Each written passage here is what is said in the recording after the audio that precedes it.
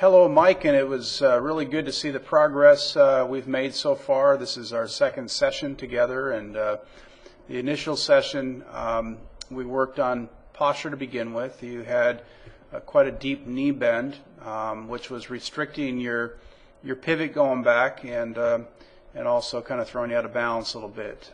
So I had you feel like you tilted a little bit more from the waist and kept your knees up, like what you see on the left-hand side. Your initial move going back, the club was in a pretty good position. Kind of got lifted and crossed the line just slightly at the top.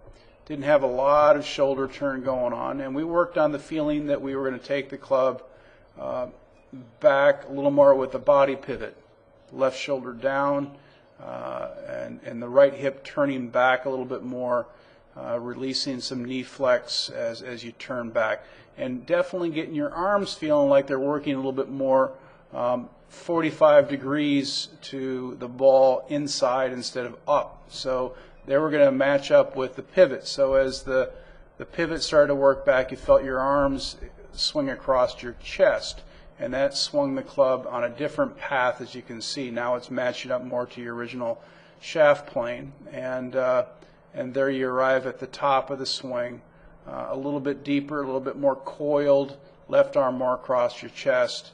And what is that going to do? It's going to make it a little bit easier for you then to deliver the club coming down. Your initial move coming down was with your arms, and there's the club falling into delivery position. You can kind of see where the club is, you know, it's definitely not over the top, but it's not as deep as what it could be.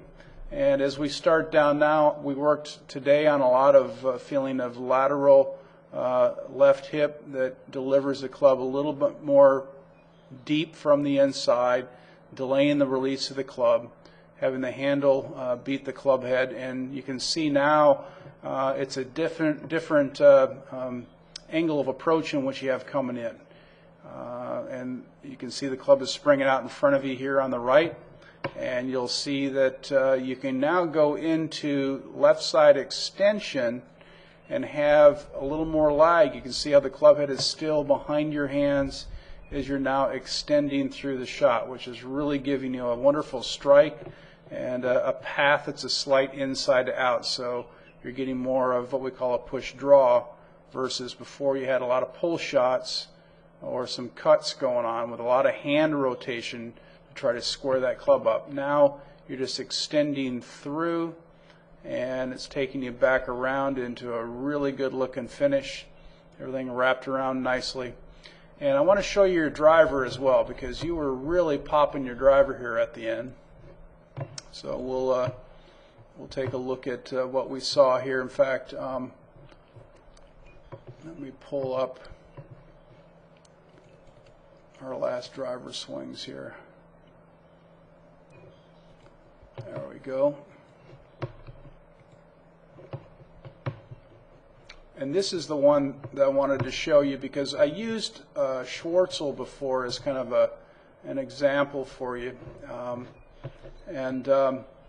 One of the key things that we looked at with Charles' swing is the way that he moved down into the shot and trying to feel like he got a little more of a lateral motion here with his hips. And as you did that, you're going to see how he delivers that club down, right elbow down to his side, and he's got great angle retention.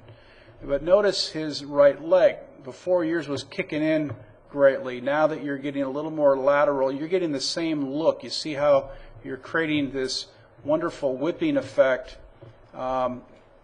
with the delay of your hands. Now you're using your body pivot.